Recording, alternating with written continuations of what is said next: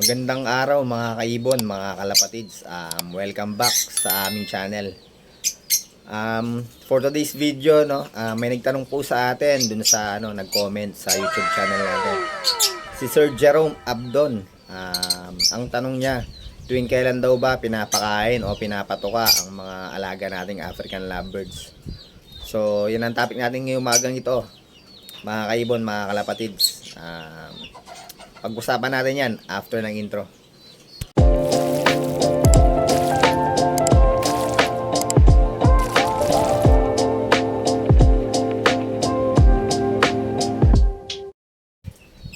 So yun guys, no, yung topic natin kung tuwing kailan ba pinapakain yung mga alaga nating African lovebirds at gaano ba karaming pinapakain natin sa kanila, no.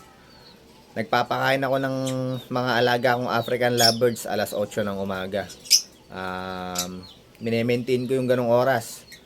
Hindi ako nagpapakain ng mas maaga, hindi ako nagpapakain ng mas late sa alas 8. Para hindi na-i-stress yung mga alaga nating ibon, no. Kasi kung paiba-ibang oras yung pagkain ng pagbibigay mo ng pagkain sa mga alaga mong lovebirds, sigurado yan, may stress yung mga yan. Mawawala sila doon sa mga kondisyon nila. For example, nagpapakain ka ng mga mas maaga, alas 6 or alas 7. Tapos na-late ka ng pakain, mga alas 9 o alas 8 mo na sila napakain. Sigurado may stress yung mga yan, no? Kaya dapat naka-oras yung pagkain ng mga alaga nating African lovebirds. Tapos guys, ito lang pala yung gamit kong pagkain dito sa mga alaga ko. Etong African mix, birdseed mix, nabibili to sa mga poultry supply, no. Tapos eto, ganun din, African mix din to. Hinaluan ko lang ng ng successor pellets na ginawa kong powder. Sa mga breeder ko naman binibigay itong na to. May halong successor pellets na powder, no. Para sila, gigil lagi sila mag-mate nung mga breeder natin, no. Tapos ang sukat nung patuka natin, ito lang, no. Yung yan, alam ko 15 lang to eh. Yun, 15 ml lang. Yung sa to, no, lalagyan ng gamot. Ito lang yung ginagamit natin. Puno na ito. Isang puno na ito, maghapon na po yun. Sa isang breeder. Yan, ganyan lang po ako magbigay ng pagkain sa mga alaga nating African lovebirds. Tapos doon naman po sa paglalagay natin ng vitamins. Ang gamit ko pong vitamins dito sa aking mga ibon, yung Vitamin Pro po, no. Sa Vitamin Pro nilalagay ko po yun, naglalagay po ako ng vitamins tuwing Monday, Wednesday, and Friday. MWF po yung ginagawa yung sa Vitamin Pro. Tapos kapag tanghaling tapat na po, alas 12, pinapalitan ko na po ng plain water yun.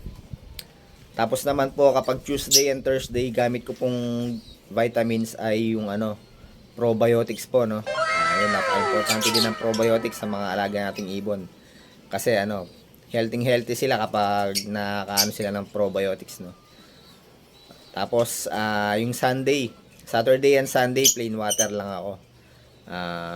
Para nare-refresh sila, no. Pangit din kasi yung araw-araw silang may vitamin. Kailangan talaga may plain water din kapag binibigyan natin yung mga alaga nating ibon. May araw na plain water din tayong nakalaan, no. So yun lang po, no. Yun lang yung pagbibigay ko ng pagkain, tsaka pagbibigay ko ng mga inumin, vitamins dito sa aking ibunan. So sana Sir Jerome Abdon, sana po may natutunan po kayo, no, sa natin, sa vlog po natin ngayong araw na to. Marami pong salamat sa comment nyo, sa tanong nyo, at nagkaroon tayo ng topic. Hanggang dito na lang po yung vlog natin, mga kaibon, mga kalapatids.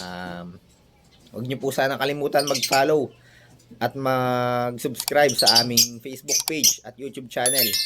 Maraming salamat mga kaibon, mga kalapatids. Ingat and God bless.